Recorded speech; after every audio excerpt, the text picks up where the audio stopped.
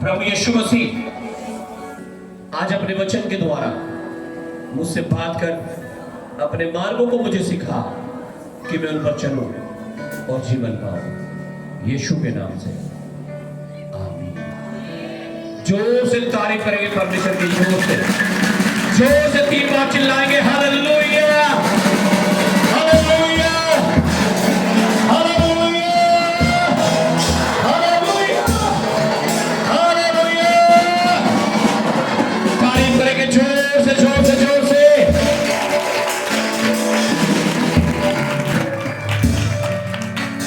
Hallelujah आमीन। सभी को जय मसीह की। खुदावंद की उपस्थिति में आप हैं और आप ब्लेस्ड हैं। बोलो मैं आशीषित हूं। आमीन। आप बैठ सकते हैं परमेश्वर की उपस्थिति में। आप सभी का स्वागत है। Thank you Jesus. Hallelujah. Thank you Lord God almighty. Hallelujah. Thank you Jesus. धन्यवाद यीशुआ। अपने हाथों को उठाओ। थैंक्स करो परमेश्वर का 2 मिनट के लिए। आज कहो परमेश्वर मुझसे बात कर, अपने मार्गों को मुझे सिखा, मैं तेरे रास्तों पर चल सकूं। Thank you Jesus. Thank you Jesus. परमेश्वर के वचन में लिखा है, मेरा धर्मी जन विश्वास के द्वारा जीवित रहेगा। दवाई और डॉक्टर के द्वारा नहीं लिखा गया। लिखा मेरा धर्मी जन विश्वास के द्वारा जीवित रहेगा। आज विश्वास करो परमेश्वर पर। आज विश्वास करो यीशु मसीह पर। आज विश्वास करो पवित्र आत्मा हमारे बीच में मौजूद है और वो आपको छू रहा है। Thank you Jesus. यीशु के नाम से आमीन। तारीफ करो जोर से जोर से।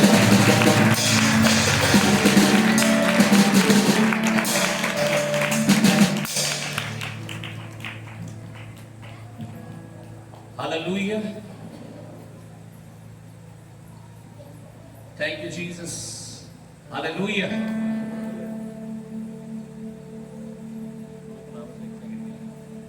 की तरफ आमीन।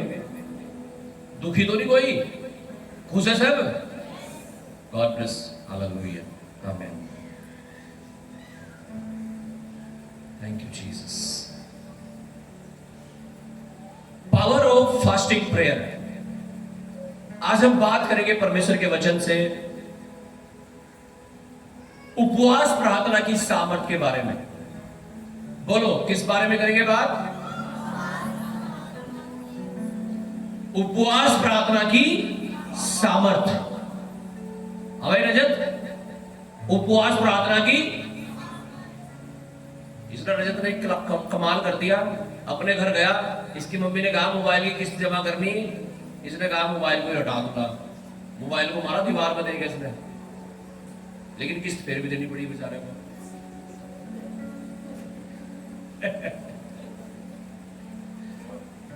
तो भैया ऐसे काम मत करो, ऐसी पावर का इस्तेमाल मत करो।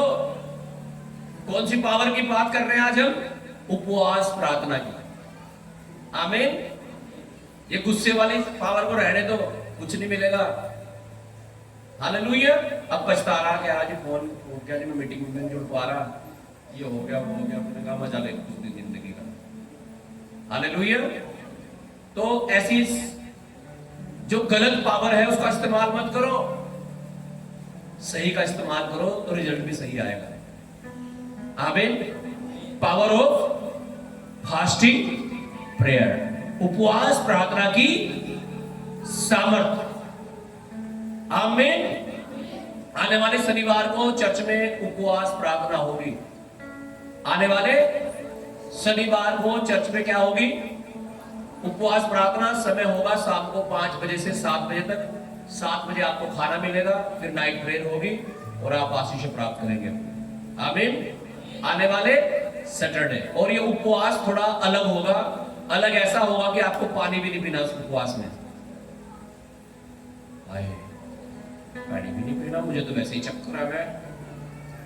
चाय पी के भी, पानी भी नहीं पीना 5 बजे तक। Hallelujah, hallelujah. कब होगा ये फास्टिंग? कब? आने वाले शनिवार को, सैटरडे। हालेलुया, आमीन। तो आज हम बात कर रहे हैं पावर ऑफ फास्टिंग प्रेयर की, उपवास प्रार्थना की सामर्थ्य की। जब परमेश्वर के लोग उपवास और प्रार्थना करते हैं तो कुछ बड़ा होता है। बोलो क्या होता है? क्या होता है? अरे बड़ा बोल रहे तो जोर से तो बोल दो, बड़ा करके। क्या होता है? आप चाहते हो आपके जीवन में कुछ बड़ा हो जाए? आप चाहते हो आपके लिए कुछ बड़ा कर दे परमेश्वर? तो आपको उपवास प्रार्थना की सख्त जरूरत है। आमीन, हालेलुया। यीशु मसीह के बारे में लिखा है,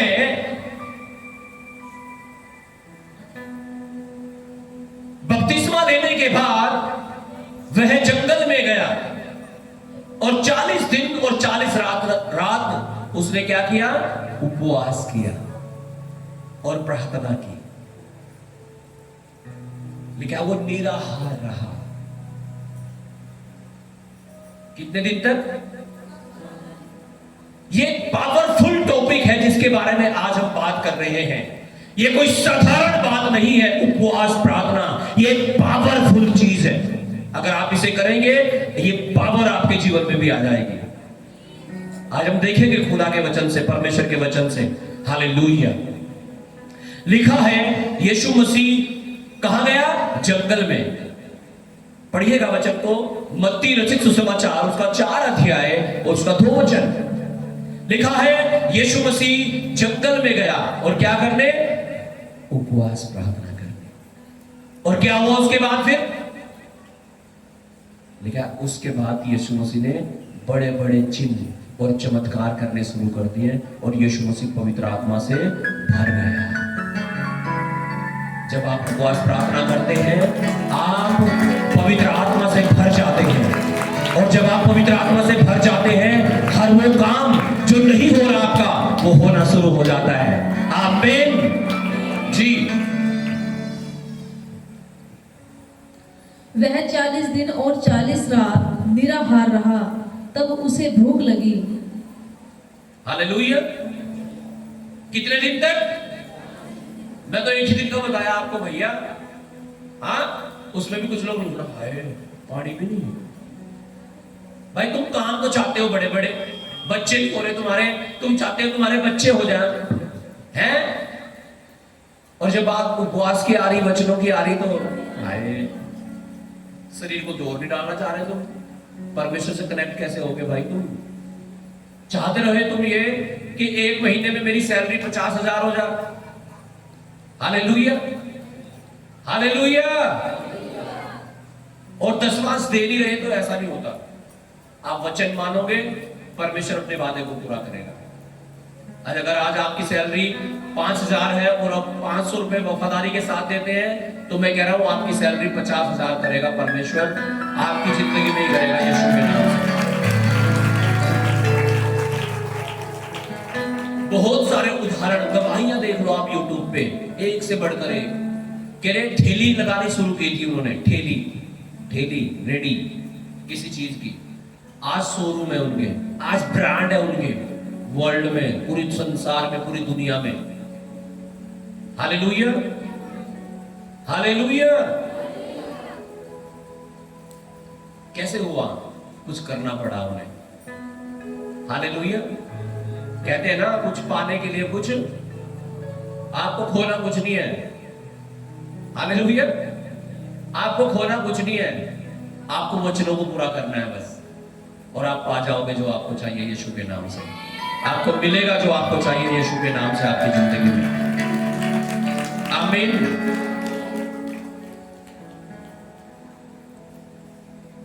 चार अध्याय के बाद जब हम पढ़ते हैं मत्ती रचित सुसमाचार में, यीशु के पीछे एक बड़ी भीड़ चलने लगी।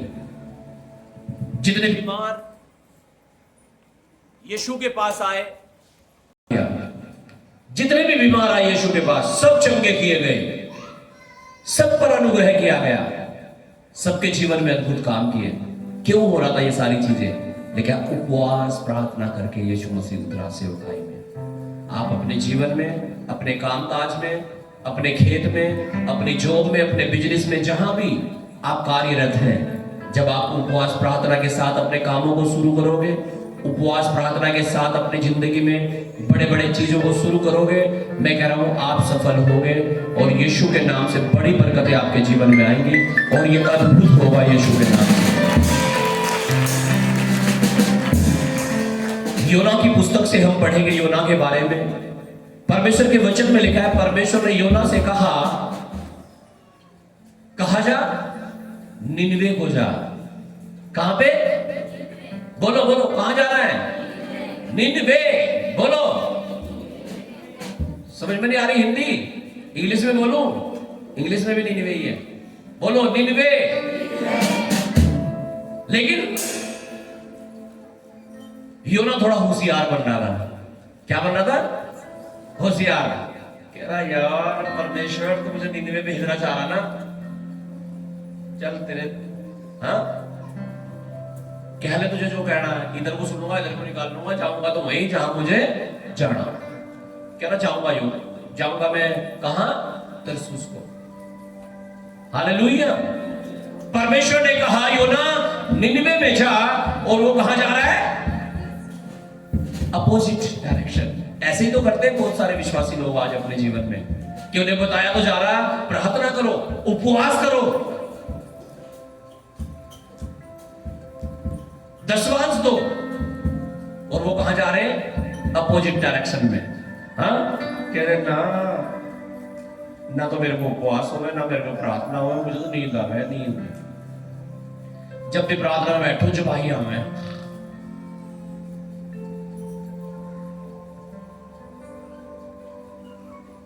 दशवांश कैसे दे देंगे हम? पहले ही इतने गरीब है हम तो। अरे गरीब भी खत्म हो जाए इसलिए तो दशवांश देना भाई। कर्जे खत्म हो जाए तुम्हारे ऊपर से इसलिए तो दशवांश देना भाई।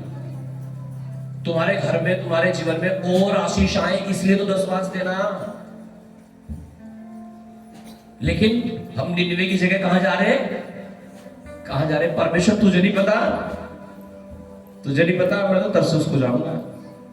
लेकिन वो कहां चला? तरसुस की तरफ चला गया। क्या वो सफल हुआ? सफल हुआ वो वहां जाने में? लेकिन नहीं, समुद्र में ही था, पानी के जहाज से जा रहा था, लोगों ने उसे उठा करके कहां फेंक दिया? समुद्र में। 3 दिन 3 रात कहां रहा? महामच्छ के पेट में रहा, एक बड़ी मछली के पेट में रहा। और वहां 5 स्टार रेस्टोरेंट था एक, उसमें रोज बिरयानी ऑर्डर करके खा रहा था, है? कॉफी ऑर्डर करके वो पी रहा था रोज। ऐसा हो रहा था क्या? कोका कोला मिल रही थी क्या वहां उसे? क्या मिल रहा था? हाँ जी, मछली के पेट में। इमेजिन भी नहीं कर सकते आप, ऐसे हाल होगा उसका वहां पे। आप सोच भी नहीं सकते, उल्टी आ सकती है आपको सोचने पे भी। हालेलुया। पानी पानी होगा मेरे से उसके पेट में। हालेलुया। कब हुआ ऐसा उसके साथ? जब उसने परमेश्वर की बात को नहीं माना। आज बहुत सारे विश्वासी इसलिए तो तकलीफ में आ जाते हैं, इसलिए तो दिक्कत में आ जाते हैं कि वो करना चाहते हैं जो वो चाहते हैं, वो नहीं करना चाहते जो परमेश्वर चाहता है। अगर आपके साथ भी ऐसा ही हो रहा है कि आप वही करते हैं जो आपको अच्छा लगता है, वो नहीं करते जो परमेश्वर कहता है, उसका वचन कहता है, तो आप बिल्कुल खतरे में हैं। परमेश्वर को आप मजबूर कर रहे हैं कि वो अपनी उंगली क्या करे? टेढ़ी। कहते हैं ना, जब घी सीधी उंगली से नहीं निकलता तो क्या कर लेते हैं? तो आप चाह रहे हो कि परमेश्वर अपनी उंगली टेढ़ी कर लेना, जब भी तो घी सा निकला मेरे में से। कुछ लोगों को ऐसा ही है कि जब तकलीफ सी आ गई, प्रभु यीशु कर दे, और जब सब कुछ ठीक चल रहा, अरे हाँ टाइम है, मुझे घास लाना, ये करना, पौध लग रही है, आजकल तो धान लग रहे हैं, मुझे तो दिहाड़ी छूट जाएगी।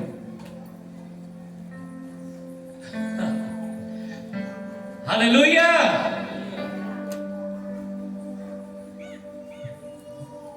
परमेश्वर को धोखा देना चाहते हैं कई बार, योना की तरह। लेकिन वचन में लिखा है परमेश्वर उसे घुमा के, फिरा के, तोड़ के, मरोड़ के 3 दिन 3 रात महामच के पेट में जब वो था, तौबा कर रहा होगा, काम कर रहा होगा, अंगीकार कर रहा होगा, कह रहा होगा परमेश्वर मुझे क्षमा कर दे, मुझ पापी पर दया कर दे, मैंने तेरी बात का इनकार किया, मुझे माफ कर। और कह रहा होगा प्रभु मैं वहीं जाऊंगा जहां तू मुझे भेजेगा, बस इससे बाहर निकला दे, बस एक बार। जैसे आप कहते हैं, जैसे हम लोग कहते हैं जब मुसीबत में आ जाते हैं, प्रभु बस बस बस क्या कर दिया, क्या मुसीबत है तुम्हारे, क्या ऐसे ही तो जब मुसीबत आ गई ना हमारे ऊपर, अरे प्रभु दया करते, और वैसे मजे ले रहे, गालियां भी दे रहे, लड़ भी रहे, झगड़ भी रहे, हाँ, दसमांश भी नहीं दे रहे, उपवास भी नहीं कर रहे, चर्च में भी नहीं आ रहे, और जब मुसीबत आ गई बिल्कुल यूं सोच रहे जाओ प्रभु बस मैं ही हूं जो भी हूं। योना है ना, योना भी तो ऐसे ही कर रहा था। तो कई बार हमारी जिंदगी ऐसी हो जाती है जब हम मसीह में हैं, हालेलुया, तकलीफ में है तो प्रभु प्रभु, और ठीक चल रहा तो ठीक चल रहा बस, हालेलुया। अपनी लाइफ को बैलेंस करो, आमीन। वचनों में आ जाओ, प्रभु की आज्ञाओं को मानना शुरू करो। योना प्रभु की आज्ञाओं का उल्लंघन कर रहा था, जो परमेश्वर का वचन कहता था वो नहीं मान रहा था, तब विपत्ति आ रही थी उसके ऊपर, तब वो महामच के पेट में था। और क्या कर रहा होगा आप सोचो, प्रार्थना, उपवास, खाना तो है ही नहीं वहां कुछ, हालेलुया, उपवास के साथ प्रार्थना कर रहा था। लेकिन जब उपवास के साथ प्रार्थना होती है ना तो उसका रिजल्ट आता है। परमेश्वर ने उस पर दया कर दी और उसे निनवे में उगल दिया उस महामच ने, और वो निनवे को गया और वहां जाकर प्रचार करने लगा। क्या प्रचार करने लगा, आइए हम देखते हैं योना की पुस्तक 3 अध्याय उसका 4 और 5 वचन।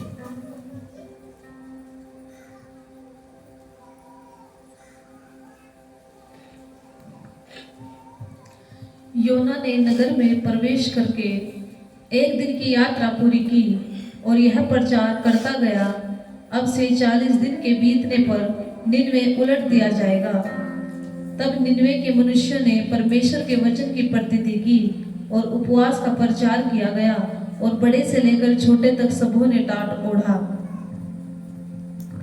हालेलुया। परमेश्वर के वचन में लिखा है निनवे के लोगों में जब ये प्रचार किया गया, हालेलुया, तो वहां के लोगों ने प्रतीति की। और क्या प्रतीति की कि हाँ सच में परमेश्वर में मार देगा, निनवे को उलट देगा, ऐसा प्रचार किया गया। वहां पे लोगों ने यूं ही नहीं सोचा उसे, जैसे यहां बहुत सारे लोग यूं ही सोच लेते हैं प्रचार को, वचन को, अरे हाँ कौन दे रहे दसवांश, कोई भी दे रहे, हम ही नहीं लेने के क्या होगा। ऐसे नहीं लिया उन्होंने वचन को, नहीं करने के उपवास हमारे को होता नहीं, आज तक तो किया नहीं हमने उपवास, अब कैसे करेंगे। यूं ही नहीं लिया उन्होंने वचन को, ये तो गाड़ी सब दे में, हम भी दे दे गाड़ी, क्या हो गया, सारी दुनिया नशा कर रही, हम भी कर रहे, क्या हो गया। ऐसे ही नहीं लिया वचन को उन्होंने वचन को गंभीरता से लिया। उन्होंने वचन को सुनकर उस पर प्रतीति की, उसका विश्वास किया कि ऐसा होगा। और लिखा है वहां के लोगों ने क्या किया, क्या किया, उन्होंने उपवास किया, टांट ओढ़ लिए, पश्चाताप करने लगे, प्रार्थना करने लगे परमेश्वर से उपवास के साथ में। और जब उपवास के साथ में प्रार्थना होती है तो उसका रिजल्ट आता है, आमीन। और ये आपके जीवन में भी आने जा रहा है यीशु के नाम से, आमीन। हम पढ़ेंगे 10 वचन को, क्या रिजल्ट रहा इस बात का। लिखा वहां उपवास का प्रचार किया गया, हालेलुया। और जब लोगों ने उपवास किया तो देखते हैं क्या हुआ वहां पे। जी पढ़िएगा 10 वचन। जब परमेश्वर ने उनके कामों को देखा कि वे कुमार्ग से फिर रहे हैं, जब परमेश्वर ने उनके कामों को देखा, किनके, निनवे के लोगों के, कब, जब उनके बीच में परमेश्वर के दास योना ने प्रचार कर दिया। क्या प्रचार कर दिया कि भाई या तो अपने कुमार्गों से फिर जाओ, नहीं तो 40 दिन के बाद क्या हो जाएगा, ये निनवे शहर उलट दिया जाएगा। आज बहुत सारे लोगों के जीवन उलट जाने पर है, सब उथल पुथल होने पे, बर्बाद होने की कगार पे खड़े हैं। उसके बावजूद भी वचन को सुनकर मानते नहीं है, अपने मन को कठोर कर लेते हैं। बहुत सारे लोग फिरौन के समान कठोर कर लेते अपने मन को, कि फिरौन को पता तो था कि इतनी बड़ी विपत्ति आई, फिर कठोर कर लेता था अपने मन को और कहता था तुम्हें जाने नहीं दूंगा। और एक दिन फिरौन और उसकी सेना नाश होगी। इससे पहले कि आप नाश हो जाओ, इस कारण कि आप अपने मन को बार बार कठोर कर लेते हो, पाप को नहीं छोड़ पाते आप, वचनों को नहीं मान पाते आप। अपने मन को कठोर करना बंद करो। हालेलुया। अपने आप को नम्र और दीन बना लो, प्रभु के चरणों में ले आओ अपनी जिंदगी को, तो प्रभु को सॉल्यूशन कर देगा।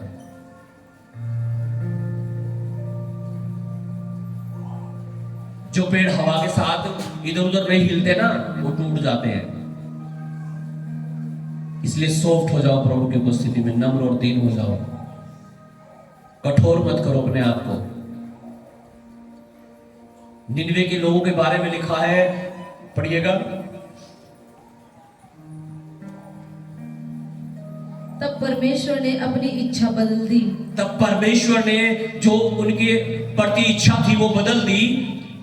उनकी जो हानि करने की ठानी थी उसको न किया, और जो उनकी हानि करने की ठानी थी वो हानि उनकी नहीं की। कैसे हुआ यह चमत्कार? परमेश्वर तो कहता मैं तुम्हें पलट दूंगा 40 दिन के बाद, लेकिन लिखा वो अपने कुमार्गों से फिरे। क्या हुआ? वो अपने कुमार्गों से फिरे। कुमार्गों का मतलब क्या होता है? वो अपने पापों से फिरे। अगर गाली देते थे, गाली देना छोड़ दिया, उपवास किया, प्रार्थना की, पश्चाताप किया।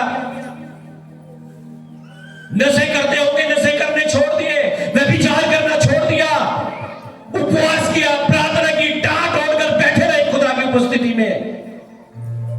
और लिखा जब परमेश्वर ने देखा कि वे लोग अपने कुमार्गों से फिर रहे हैं, तो परमेश्वर ने उन पर दया कर दी। वो आप पर भी दया कर देगा जब आप अपने पापों से फिरोगे, जब आप अपनी गलतियों को मानोगे कि हाँ परमेश्वर, मैं प्रार्थना नहीं कर पाया, मैं उपवास नहीं कर पाया, मैं दशमांश नहीं दे पाया, मैंने पाप कर दिया था, मैं गलत बोल गया था, मैं गलत देख लिया था, मैंने व्यभिचार कर दिया था, नशे कर लिए थे। जब आप पश्चाताप करेंगे, जब आप तौबा करेंगे, तो प्रभु आप पर दया कर देगा। आज आपके ऊपर दया होने जा रही है यीशु के नाम से। आज पापों के कारण जो श्राप आपके ऊपर आए हैं, आज पापों के कारण, पाप के कारण जो श्राप आपके ऊपर आए हैं, आज उनके बंधन टूटने जा रहे हैं आपके ऊपर से यीशु के नाम से। और परमेश्वर आपको कह रहा है, मैंने जो तेरी हानि करने की उठान ली थी, मैं वो नहीं करूंगा। अब वो आपकी हानि नहीं, आपका लाभ करेगा। आज वो आपको श्राप नहीं, आशीष देगा। वो आपको छुड़ाएगा, आपको बचाएगा। पता क्यों? क्योंकि आज आप अपने मन को फिरा रहे हो। लेकिन अगर आप अपने मन को कठोर कर रहे हो, वचनों को सुनकर भी आप नहीं मान रहे हो, तो हालेलुया, आप परीक्षा में पड़े हो फिर तो। और जब तक परीक्षा में होते हैं ना, और पास नहीं होते परीक्षा में पढ़ के, तो तब तक अगली क्लास में नहीं जाता बच्चा। चाहे जो 10 साल हो जाओ, 20 साल हो जाओ, 5 बार हो जाओ, है ना? कहते हैं ना, 5 में 5 बार फेल हो जी मैं तो। हाँ जी, हालेलुया।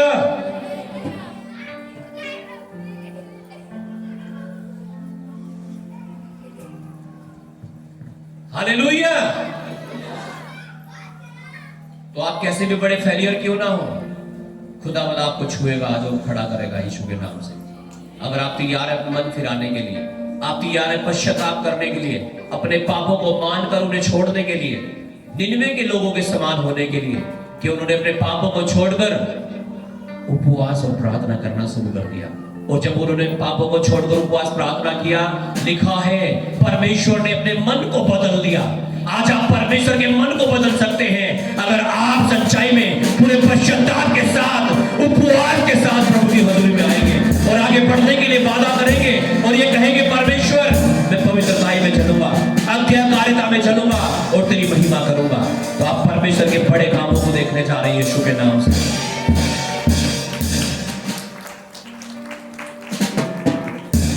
एस्तर की पुस्तक से हम कुछ बातों को देखेंगे।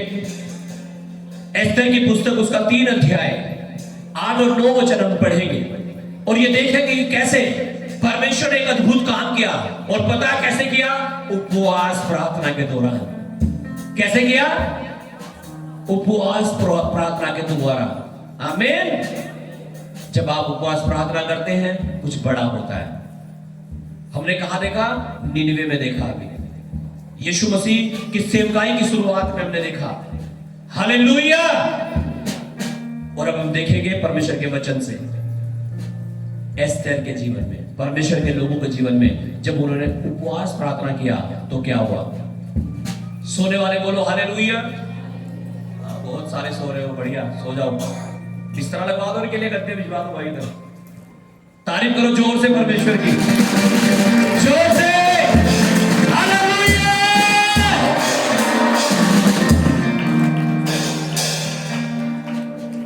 अरे मुझे तो पिछले वालों को सकता, तुम तो आगे वाले हो। हालेलुया, आमीन। एस्तर की पुस्तक से हम पढ़ेंगे। जी पढ़िएगा जल्दी से, मैं जल्दी जल्दी समाप्त करूंगा। 3 अध्याय 8 और 9 वचन 10 तक पढ़ दो। तब हामान ने राजा शैयर से कहा, तेरे राज्य के सब प्रांतों में रहने वाले देश देश के लोगों के मध्य में तीतर बीतर और छिटकी हुई एक जाति है, जिसके नियम और सब लोगों के नियमों से भिन्न है। जिसके नियम और सब लोगों के नियमों से अलग है। सुनो ध्यान से वचन को, के छिटके पुटके थोड़े बहुत ही हैं, कुछ लोग हैं जैसे आप विश्वासी अपने गांव में हैं, सबकी नजर आप पे लगी रही है। हालेलुया। ऐसे ही वहां भी परमेश्वर के लोगों को कह रहे कुछ छिटकी पुटकी जाती है, उनके नियम दूसरों से बहुत ही अलग है। कौन थे वो? कौन थे वो? परमेश्वर के लोग। जैसे आप और मैं परमेश्वर के लोग हैं। नियम अलग है ना। लोगों को तो लगता है भाई इनके नियम तो बिल्कुल ही अलग है यार, है हम बुलावे आते भी नहीं, हम कहें खा लो ये खाते भी नहीं है, इनके नियम कुछ अलग ही है भाई। वहां भी नियम अलग ही थे, शुरू से ही नियम अलग थे।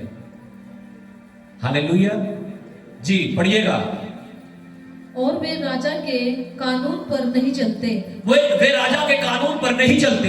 जी। इसलिए उन्हें रहने देना राजा को लाभदायक नहीं है। इसलिए उन्हें रहने मत दो, उन्हें मार दो, उन्हें खत्म कर दो। ऐसी योजना बना रहे हैं राजा के पास आसपास के लोग। जी। यदि राजा को स्वीकार हो तो उन्हें नष्ट करने की आज्ञा लिखी जाए, और मैं राजा के भंडारियों के हाथ में राज भंडार में पहुंचने के लिए 10,000 की कार चांदी दूंगा। तब राजा ने अपनी अंगूठी अपने हाथ से उतारकर अगागी हम्मदाता के पुत्र हामान को, जो यहूदियों का बैरी था, दे दी। राजा को भी लालच दे दिया। कह रहा राजा अगर तू ऐसा करेगा ना कि उन्हें मारने के लिए आज्ञा निकालेगा तो मैं तुझे 3 क्विंटल 40 किलो चांदी दूंगा, 3.5 क्विंटल। राजा ने भी सोचा भाई 3.5 क्विंटल चांदी आ रही यार, एक आज्ञा तो निकालनी, उसने अपनी अंगूठी निकालनी। अंगूठी निकालने का मतलब होता है अधिकार, के अधिकार दे दिया, ठीक है मारो मारो, उन लोगों को खत्म कर दो। हाँ जी, क्या कर दो उन्हें, क्या कर दो, खत्म कर दो। अगर आज ऐसी आज्ञा निकल गई कि जो विश्वासी है सबको खत्म कर दो हर गांव में जाके। हाँ, चाइना के बारे में हालेलुया कहानी मैंने सुनी है, हालेलुया, कि एक बार ऐसी सभा चल रही थी और उस समय वहां पर बाइबल अलाउड नहीं थी, प्रचार चल रहा था। तो पुलिस आई बंदूक लेकर के और कुछ लोग आए पुलिस के साथ में, लिखा है वो बाइबल को बीच में रख के कह रहे हैं इस पर थूको, जो थूकेगा और जाएगा वो बच जाएगा, जो नहीं थूकेगा वो यही मार दिया जाएगा। देखा सब थूक थूक के निकल गए, पास्टर भी वहां पे जो थे। एक 9 साल की बच्ची कह रही मैं नहीं थूकूंगी, मार दो। और उन्होंने बंदूक यहां लगाई, पूछा देख ले एक बार और सोच ले, कह रही नहीं मार दो। और उन्होंने उसे मार दिया।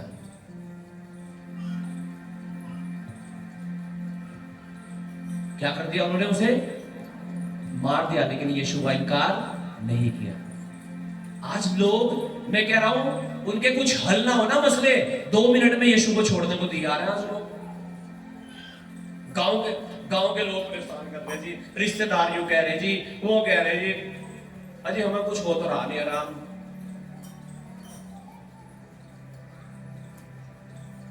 हाँ, इतना सा प्रेशर झेलने को तैयार नहीं आज आप प्रभु के कारण। हालेलुया।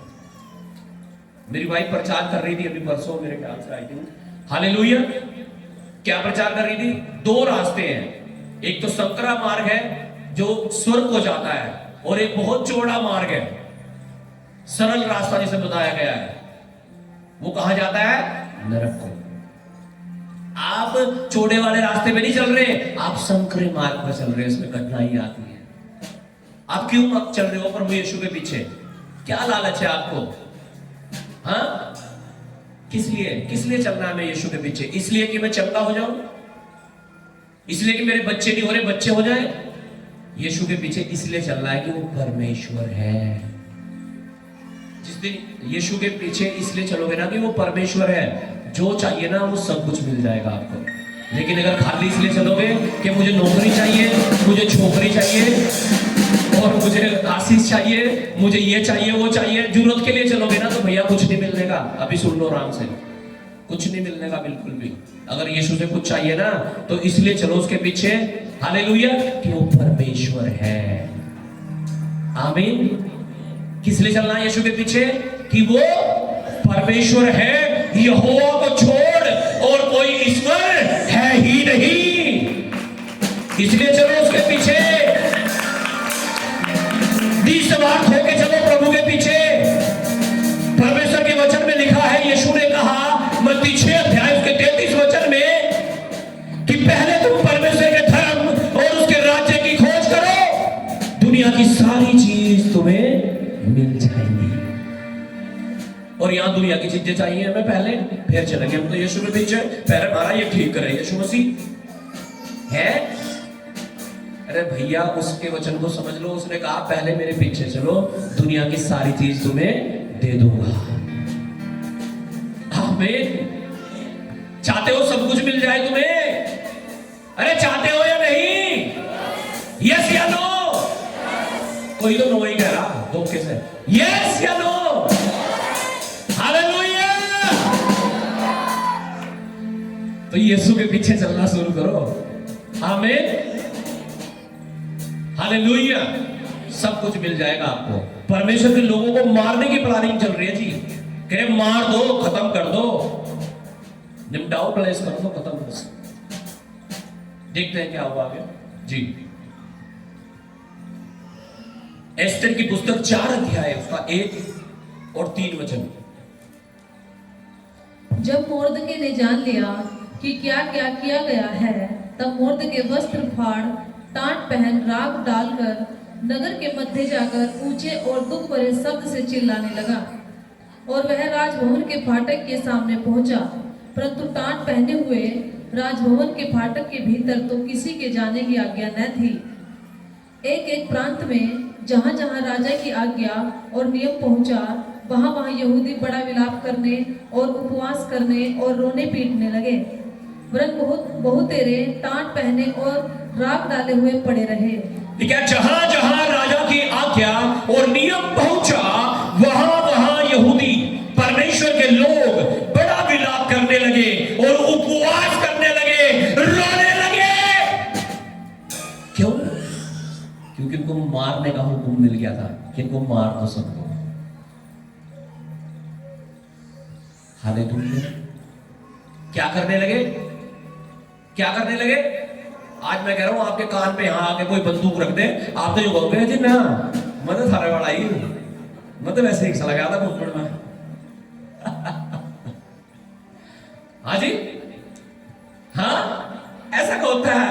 करते हैं लोग। अजी नहीं, हम तो सासू में गए थे जी, हम तो संडे में, साढ़े की छुट्टी रहे संडे में, इसलिए वहां गए थे।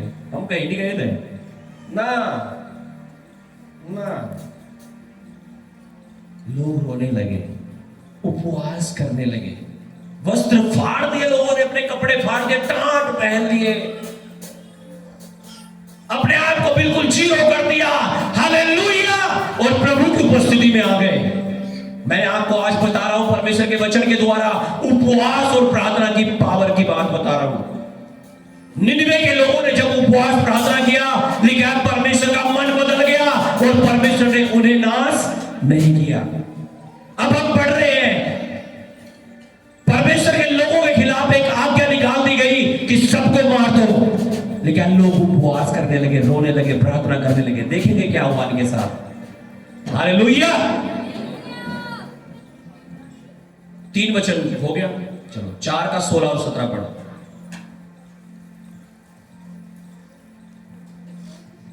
शॉर्टकट में पढ़ रहा हूं मैं आपके लिए, नहीं तो मुझे आप पूरा पढ़ाना था आपको शाम के 5 बजे तक। 5 मिनट रहेगी बस और।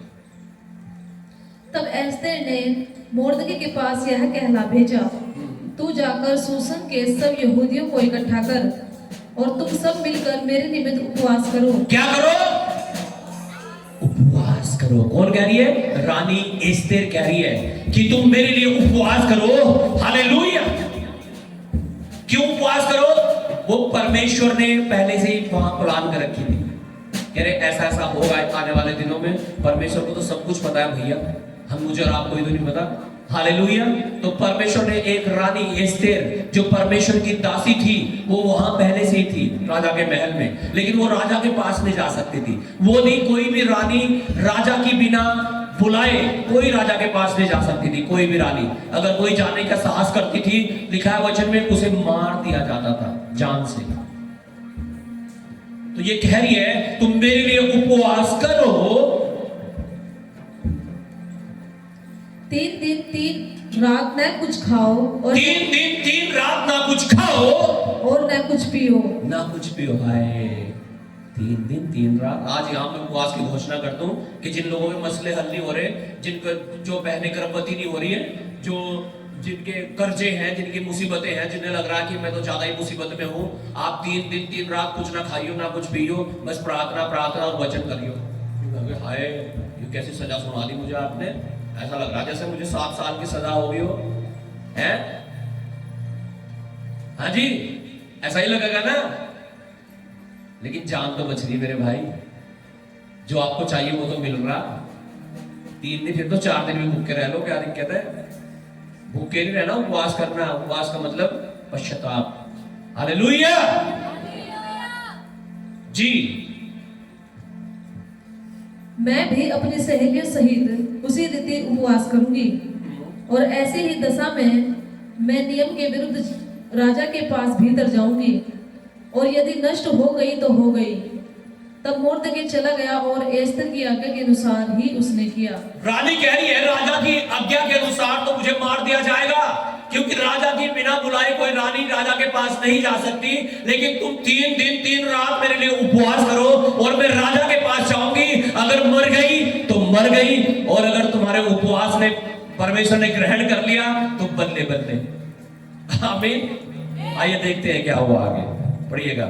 जब हम उपवास प्रार्थना करते हैं तो सब कुछ ऑटोमेटिकली हो जाता है हमारे लिए। बोलो कैसे हो जाता है?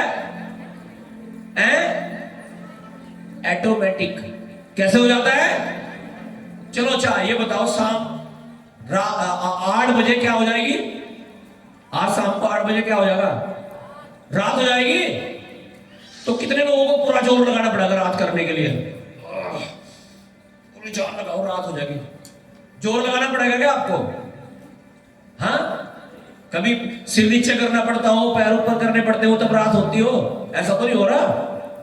चलो सुबह के 6 बज जाएंगे, आपको जोर लगाना पड़ेगा सुबह होने के लिए, ये अपने आप हो जाएगी। है इतना भी नहीं पता क्या? जोर से तो बोल लो। अरे तुम्हें करनी पड़े, जोर लगा लगा के अपने आप हो जाती है, खुद हो रहा ना। इसे कहते हैं ऑटोमेटिक हो जाना। कोई काम कैसे हो जाना? ऑटोमेटिक। तो जब आप उपवास प्रार्थना करते हैं, आपको जोर लगाने की जरूरत नहीं पड़ती अपनी जिंदगी में कुछ भी, सब कुछ परमेश्वर ऑटोमेटिकली कर देता है। अगर आप चाहते हैं आपको जोर लगाना ना पड़े, सब कुछ ऑटोमेटिकली हो जाए, तो उपवास और प्रार्थना करो हर हफ्ते, कभी 3 दिन की, कभी 2 दिन की, कभी 1 दिन की, और करते जाओ, और प्रभु आपको अद्भुत काम दिखाएगा आपके जीवन में, यीशु के नाम से। आमीन, हालेलुया। सब कुछ ऑटोमेटिकली। 5 अध्याय उसका 1, 2 और 3 वचन पढ़िएगा जल्दी से। तीसरे दिन एस्तर अपने राज के वस्त्र पहनकर राजभवन के भीतर आंगन में जाकर राजभवन के सामने खड़ी। 3 दिन की उपवास प्रार्थना पूरी होगी और अब रानी एस्तर तैयार हो गए, राजा के सामने जा रही है। उसे पता है या तो आज मरूंगी, नहीं तो वो जो परमेश्वर के लोगों के विरोध में है या उसे मारूंगी। आमीन। देखते हैं क्या हुआ उपवास प्रार्थना के बाद जब हो गई जी, आज्ञा के अनुसार तो उसे मार देना चाहिए, जान से मर जाना चाहिए, मार देगा राजा, लेकिन देखते हैं क्या हुआ, क्योंकि उपवास प्रार्थना की गई थी जी। राजा राजभवन में राजगद्दी पर भवन के द्वार के सामने विराजमान था जी। और जब राजा ने एस्तर रानी को आंगन में खड़ी हुई देखा, तब उसने प्रसन्न होकर सोने का राजदंड जो उसके हाथ में था उसकी ओर बढ़ाया। तब एस्तर ने निकट जाकर राजदंड की नोक को छुई। तब राजा ने उससे पूछा, हे एस्तर रानी, तुझे क्या चाहिए? तू क्या मांगती है? मांग और तुझे आधा राज्य तक दिया जाएगा। हालेलुया। एक रानी जो राजा के सामने भी जाने से डर रही है और सोच रही है कि राजा मुझे मार देगा, आज वही राजा क्या कह रहा है, रानी मांग, तुझे क्या चाहिए? आधा राज्य भी मैं तुझे दे दूंगा। ये है आपका परमेश्वर, ये है आपका परमेश्वर जो सारे हालातों को बदल सकता है। जब आप उससे जुड़ते हो, जब आप उससे प्रार्थना करते हो, जब उपवास के साथ आप उसके चरणों में आते हो। आमीन, हालेलुया। 13 और 14 वचन और पढ़ेंगे।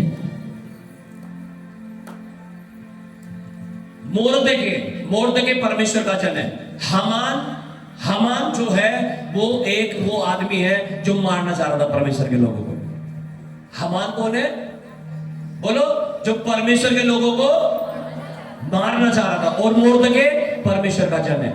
हालेलुया जी। देखते हैं क्या हुआ, पढ़िएगा 13 और 14, 13, 14। तो भी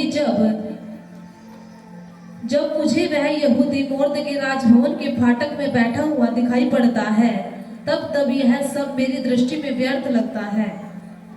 उसकी पत्नी जेरेस और उसके सब मित्रों ने उससे कहा, 50 हाथ ऊंचा फांसी का एक खंभा बनाया जाए और सवेरे राजा से कहना कि उस पर मोर्दके लटका दिया जाए। तब राजा के संग आनंद से भोज में जाना। इस बात से प्रसन्न होकर हामान ने वैसा ही फांसी का एक खंभा बनवाया। हालेलुया। लिखा है हामान जो परमेश्वर के लोगों का विरोधी था, उसने कहा, उसकी पत्नी ने मिलकर के, उसके दोस्तों ने मिलकर के कहा, एक फांसी का एक खंभा बनाओ, बहुत ऊंचा 50 फीट लंबा। हालेलुया। और उस पर एक फांसी का फंदा लगाओ और राजा को बोल के उस मोर्दके को जो परमेश्वर का जन है उसे फांसी पे चढ़वाओ। प्लानिंग कर रहे हैं उसके विरोध में। हालेलुया। परमेश्वर का वचन कहता है, व्यवस्था विवरण 28 अध्याय और उसके 7 वचन में इस प्रकार से लिखा है, तेरे शत्रु जो तुझ पर चढ़ाई करेंगे, मैं उन्हें 7 मार्गों से भगा दूंगा। और लिखा, वे तुझसे हार जाएंगे। तेरे शत्रु क्या हो जाएंगे? तुझसे हार जाएंगे। लिखा, जो गड्ढा खोदेगा वो उसमें गिरेगा। हामान कह रहा है 50 फीट का खंभा ऊंचा, उस पे फांसी का फंदा। किसके लिए? परमेश्वर के भगत के लिए, परमेश्वर के दास के लिए बनाने के लिए। देखते हैं क्या हुआ। आइए पढ़ते हैं आगे 6 अध्याय 1 वचन से। उस रात राजा को नींद नहीं आई। तो कमाल हो गया भाई। हालेलुया। क्यों नहीं आई नींद? उपवास प्रार्थना कर रखी थी भैया। हालेलुया। और कौन से वाली? 3 दिन ना तो खाया और ना पिया। राजा को नींद नहीं आ रही, राजा बेचैन हो रहा। ओए नींद क्यों नहीं आ रही? एंटरटेनमेंट पूरा कर लिया होगा, जो करना होगा वो सब कुछ करके देख लिया, नींद नहीं आ रही, हाय हाय हाय यूं कर रहा होगा बेचारा। और इसलिए उसकी आज्ञा से इतिहास की पुस्तक लाई गई। उसने कहा ओ भाई यार वो पुस्तक लेके आओ जो इतिहास लिखा जाता था उस समय कि ये हो रहा राजा के राज्य में जी। और पढ़कर राजा को सुनाई गई। हाँ उसमें यह लिखा हुआ मिला कि जब राजा शेष के हाकिम जो द्वारपाल भी थे, उनमें से बिकताना और तेरेस नामक 2 जनों ने उस पर हाथ उठाने की युक्ति की थी, उसे मोर्दके ने प्रकट किया था। तब राजा ने पूछा, इसके बदले मोर्दके की क्या प्रतिष्ठा और क्या बड़ाई की गई? राजा के जो सेवक उसकी सेवा टहल कर रहे थे, उन्होंने उसको उत्तर दिया, उसके लिए कुछ भी नहीं किया गया। हालेलुया। उधर हामान फील्डिंग लगा रहा पूरी कि मोर्दके को क्या कर दे, फांसी पे चढ़वा दे। और इधर परमेश्वर ने राजा को सोने भी नहीं दिया रात को, और राजा ने एक पुस्तक मंगाई। और कमाल ये देखो आप, ये कमाल देखो आप कि पुस्तक वहीं से पढ़ी गई जहां मोर्दके के बारे में लिखा हुआ था, जहां परमेश्वर के दास के बारे में लिखा हुआ था। कैसे हो रहा सब कुछ? ऑटोमेटिकली। कैसे हो रहा सब कुछ बताओ? मोर्दके को जोर लगाना पड़ रहा है, यहां से किताब खोल के दे दो, ऐसा करना पड़ा? हाँ जी, रानी एस्तेर को आना पड़ा यहां पे जोर लगाने के लिए, यूं यूं करो। ऑटोमेटिकली हो रहा था सब कुछ।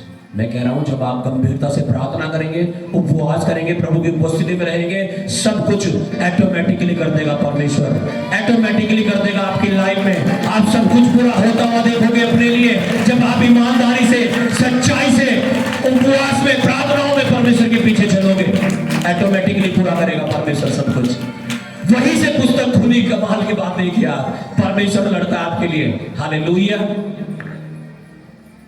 और राजा पूछने लगा, चलो यार मोर्दके ने मेरी जान बचाई थी, ये बताओ इसका कुछ प्रतिष्ठा मान सम्मान किया गया था? नहीं, कह रहे कुछ भी नहीं किया गया था। अब देखो, पढ़ो आगे, कितना मजा आएगा आपको, पढ़ो, ध्यान से सुनना। राजा ने पूछा, आंगन में कौन है? उसी समय हामान राजा के भवन से बाहरी आंगन में इस मनसा से आया था कि जो खंबा उसने मोर्दके के लिए तैयार कराया था, उस पर उसको लटका देने। हालेलुया।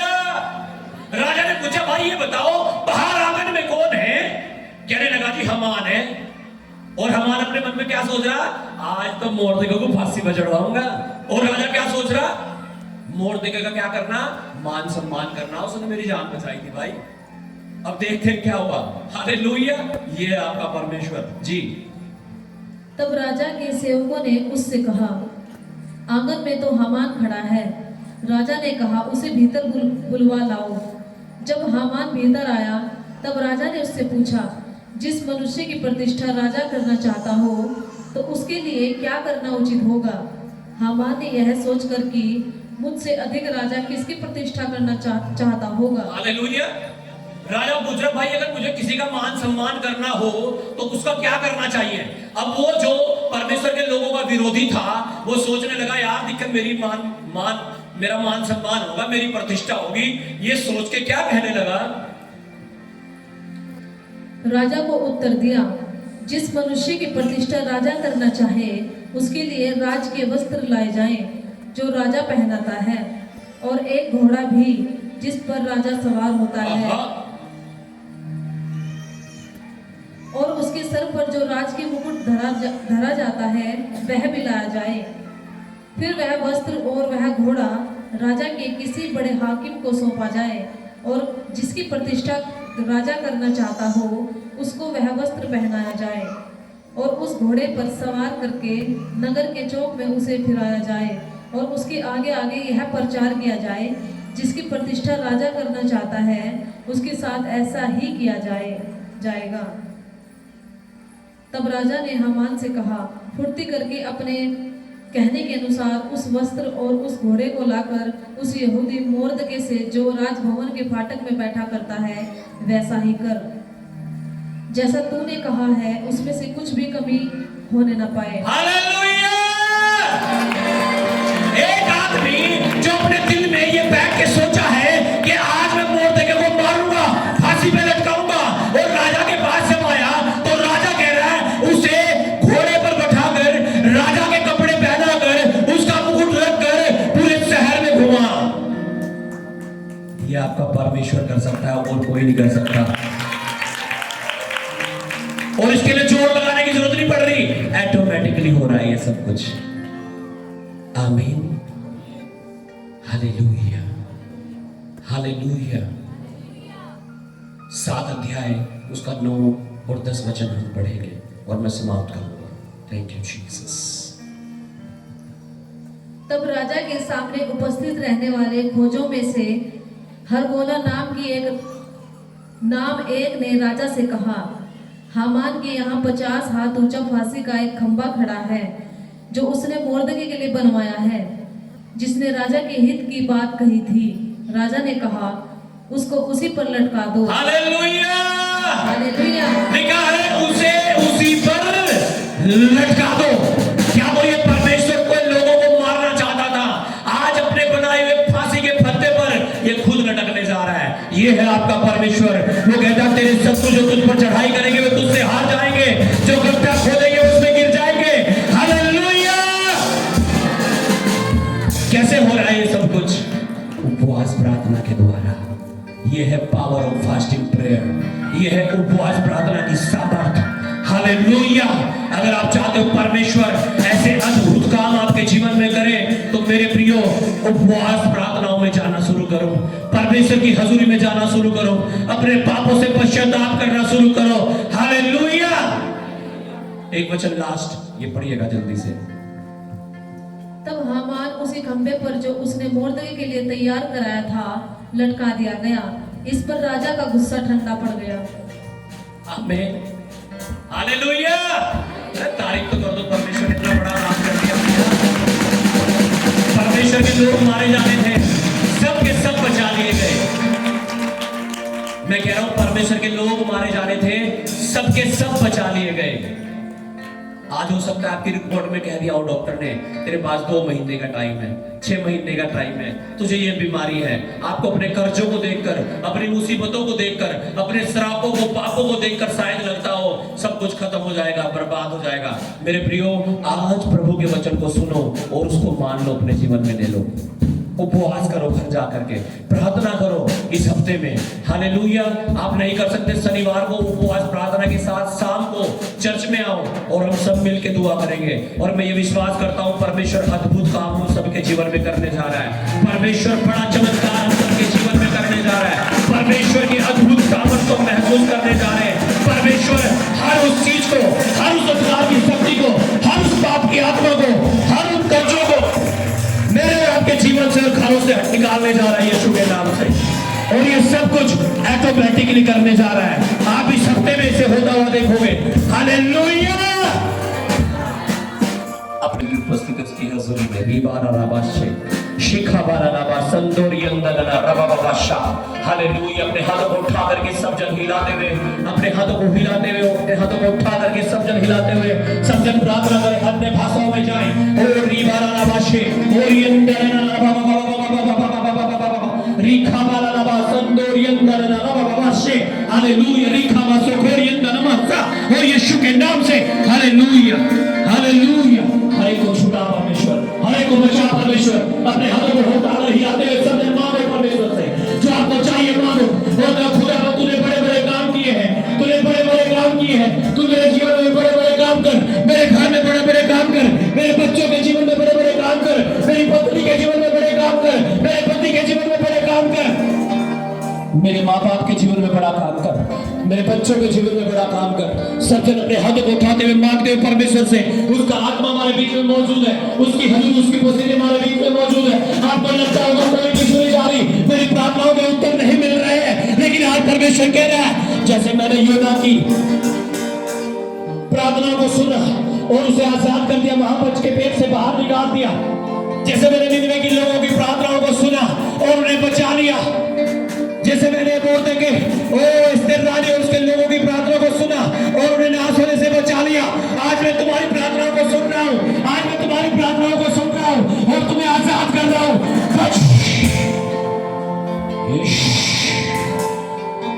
आज वो आपकी प्रार्थनाओं को सुन रहा है, जैसे उसने योना की प्रार्थना को सुना, निनवे के लोगों की प्रार्थना को सुना, जब उन्होंने पश्चाताप किया, अपने पापों से प्रायश्चित किया, परमेश्वर ने उन्हें माफ कर दिया, वो आपको भी माफ कर रहा है। मुर्दके और एस्तर उनके लोगों को जब परमेश्वर ने बचाया, वो आज आपको भी बचा रहा है।